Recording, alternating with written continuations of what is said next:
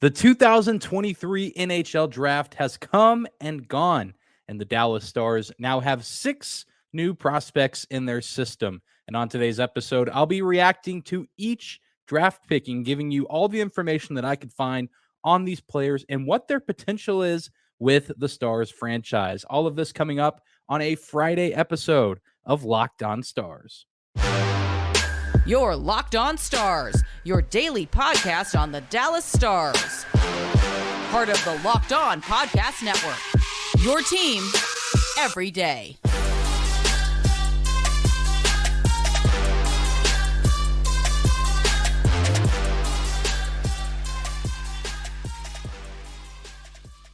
Howdy, Stars fans. Welcome back to the Locked On Stars podcast, the only daily podcast covering the Dallas Stars, part of the Locked On Podcast Network, your team every day. I'm your host, Dane Lewis, your local expert on all things Dallas Stars hockey, coming to you on this Friday, June 30th. And today's episode is brought to you by eBay Motors. A championship team is about each player being a perfect fit, and it's the same with your vehicle. So for parts that fit, head to eBay Motors and look for the green check. Stay in the game with eBay Guaranteed Fit, ebaymotors.com. Let's ride. eBay Guaranteed Fit, only available to U.S. customers, eligible items only, exclusions apply.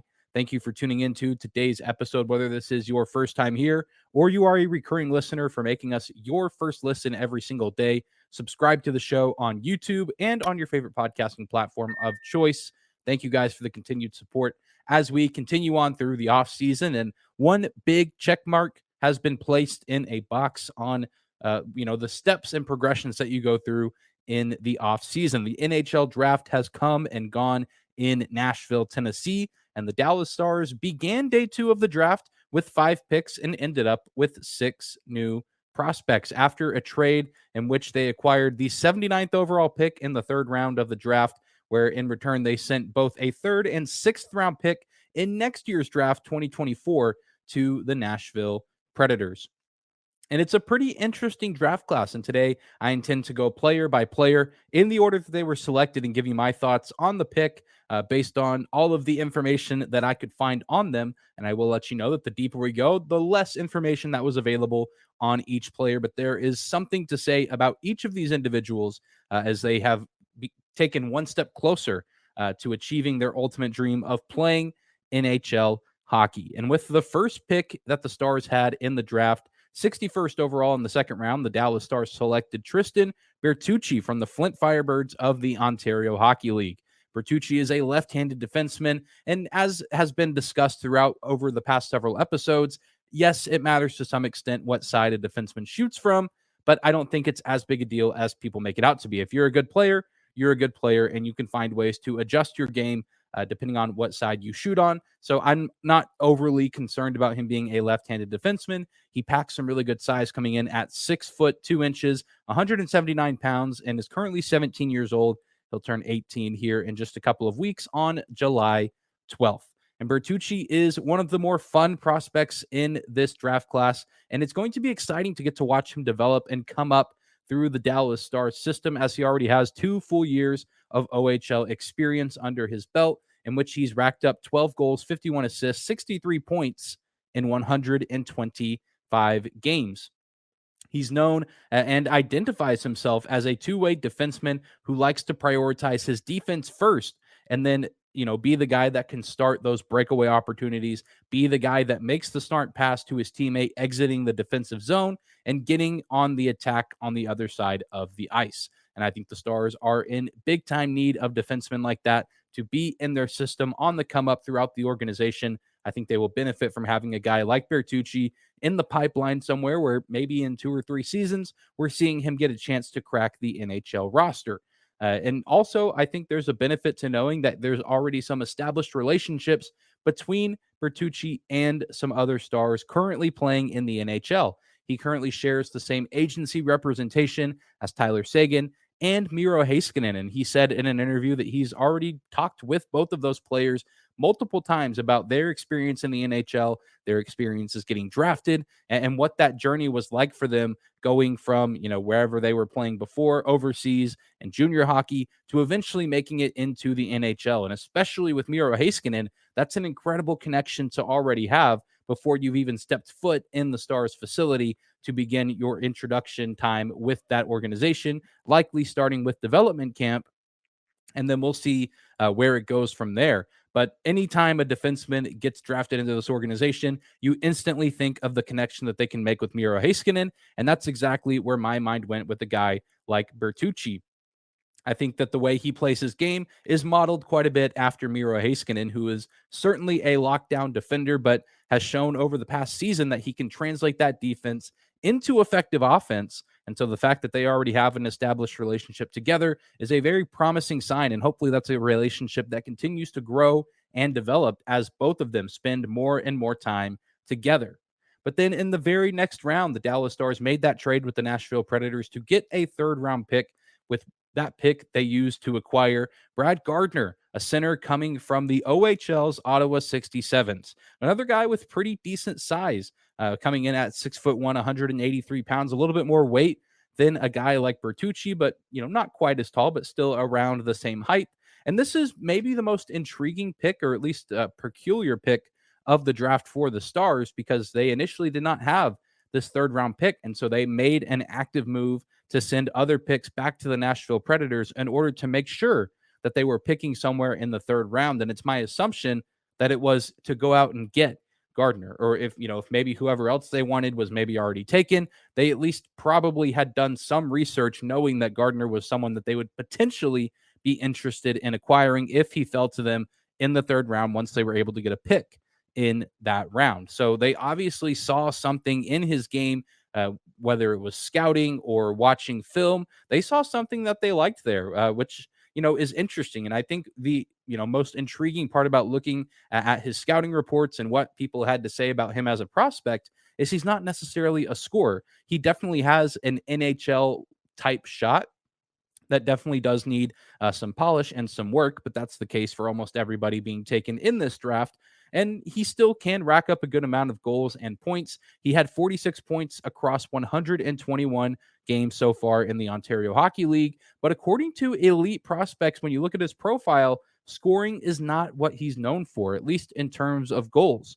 They say that he works best whenever he's not with the puck, creating space on the offensive side of the ice, finding ways to get open. But then even when the puck is on his stick, he likes to dish it to his teammates. He likes to set up the other guys on his team around him and put them in situations to score goals. So that's a pretty unique player to have, a guy who certainly can shoot when necessary and has a pretty nice shot. I got to see some of his highlights just looking around on YouTube. Definitely a very capable NHL shot, but also nice to know that he's a guy who is definitely going to be looking to set up teammates. And let's just say a few years down the road, he does make it into the league.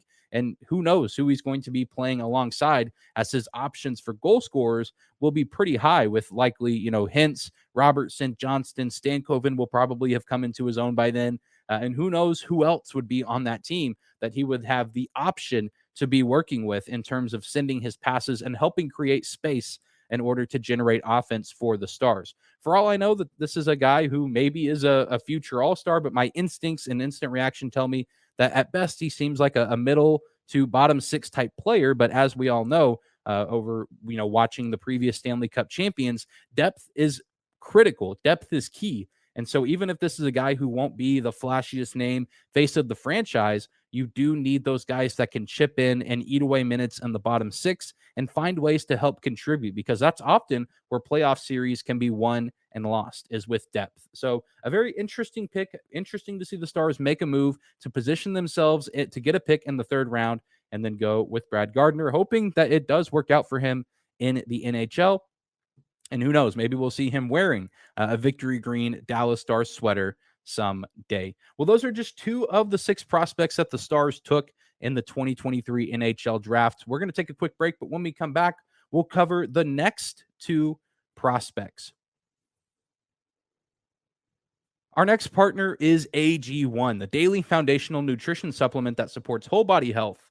I drink it literally every single day. I gave AG1 a try because I wanted better gut health and a boost in energy. I drink AG1 in the morning before making my coffee so I can start my day strong and be ready to take on whatever the day throws my way. AG1 is a foundational nutrition supplement that delivers comprehensive nutrients to support whole body health. AG1 replaces your multivitamin probiotic and more in a simple, drinkable habit. I also like that it costs less than $3 a day. That's a pretty good bargain if you ask me. And it's a really effective daily habit with high quality sourced ingredients. So it's a win win across the board. If a comprehensive solution is what you need for your supplement routine, then try AG1 and get a free 1 year supply of vitamin D in 5 AG1 travel packs with your first purchase. Just go to drinkag1.com/NHL network. Again, that is drinkag1.com/NHL network. I want to thank you again for making Locked On Stars your first listen of the day, for continuing to make our podcast a part of your daily routine. A big shout out to all of our everydayers out there tuning in to get the latest on the newest members of the Dallas Stars organization. We've talked about the first two picks that the Stars got in the 23 draft, Tristan Bertucci and Brad Gardner. Now it's time to talk about the middle of the draft class. In the fourth round, the Dallas Stars selected Aram Mantha, I believe is how you pronounce that name, out of the U.S. National Team Development Program. He's an 18-year-old kid who stands at 5'11", 194 pounds, and he will be continuing to play college hockey. Or I say continue. He is about to go off to play college hockey at Boston College, where plenty of other NHL caliber players have started their careers before eventually going to the NHL ranks. A very interesting player. He's regarded as a playmaking defenseman who can score, but will also look to set up his teammates in creative ways. Definitely not as much size as a guy like Bertucci or maybe even some other people in this draft class, but a guy who can be pretty creative with the way that he plays the game, and typically regarded as a very strong skater, according to his previous coaches and teammates. And something that stuck out to me was his desire to give back to his community. While doing some research, trying to find out some information on Mantha, I was able to find this video from a local New Jersey news station that highlighted Aram's days before heading to the draft in Nashville. And while you would maybe expect that he was laying low, taking some time for himself before starting this big next step in his career, he was actually at his old high school facility playing hockey with the next generation, kids that were going to be going to the same high school, going through the same system that he did back when he was a kid getting his start in competitive hockey, which I think says a lot about his character and says a lot about himself just as a person. I don't really think anyone would have blamed him for staying home, maybe hanging out with some family and friends. And while I'm sure he did try to do some of that before heading to Nashville for the draft, it's very cool to see that he was taking time to give back to the place that built him as a person and as a player, and investing in the next generation. Even though it's a small act of kindness, I think it speaks volumes to the individual that he likely is. And regardless of what his future holds in the Stars organization, seems like a nice addition to have someone like that in the pipeline. Obviously, we probably won't see him at the professional level for a little bit, as he'll be playing with the Boston College hockey team, but excited to follow his career there and see how he continues to grow his game, and if he's able to pan out as a legitimate potential defenseman for this organization. And then moving on to the fifth round, the Dallas Stars did select a new goalie in Arno Niemi. I'm probably butchering the mess out of that name, so I'm just going to call him Arno for the remainder of this segment. Arno comes to us from Germany and the DEL. He's a big body goalie coming in at 6'4", and he has, if I'm being honest, some of the best hair in the game. Just an absolutely immaculate flow that you can see even while he has his mask on, but even outside of his incredibly good looks. He's a pretty darn good goalie too, from what I can gather. He put up a 13-10 record in his past season in the DEL with a 2.43 goals against average and a 9.10 save percentage. It feels weird right now to be a fan or just someone who watches the Dallas Stars and envisioning a goalie in net not wearing the number 29 for quite some time. But it is always nice to have options in net. As much as I enjoy Scott Wedgwood in this organization, we know that he's not going to last as the backup forever. We'd love to have him as long as he's able to stay, but eventually he is going to move on. And then, of course, you have Matt Murray in the system. You have some other goalies in the AHL and even in the ECHL right now. But it never hurts to continue to add to the arsenal of goalies in the organization, especially now that Ben Bishop is able to take up a position in the player development department, as I know the Stars have wanted him to, but he was unable to do so for the past season because he was technically under an NHL contract with the Buffalo Sabres. But now Ben Bishop has rejoined the Stars organization to help in the player development department. So maybe one day, if Arno does make it to the Stars organization, once his days playing in Germany come to an end, who knows where a guy like Ben Bishop and the other coaches on the Dallas Stars front could help elevate his game. And of course, just again, you're drawn in by the size and some of the really impressive numbers. I'm not too familiar with a ton of international hockey, especially German hockey. There's some great players that come out of Germany, like your Leon Draisaitl's of the world. So not entirely sure what the competition looks like over there, but in my eyes, those are pretty solid numbers: 243 goals against average and a 910 save percentage, and putting up 13 wins for his team with a little bit of playoff experience as well. So again, we're not necessarily anticipating any big moves from Jake Ottinger for really, hopefully, the foreseeable future. But it's not necessarily out of the ordinary to see teams take at least one goalie in the draft just to make sure that they have a nice array of options for themselves as time continues to go on. Well, we're 4 picks in to analyzing the Dallas Stars 2023 NHL draft, and there's 2 more players to talk about. We'll talk about Angus MacDonald and Sebastian Bradshaw coming up next.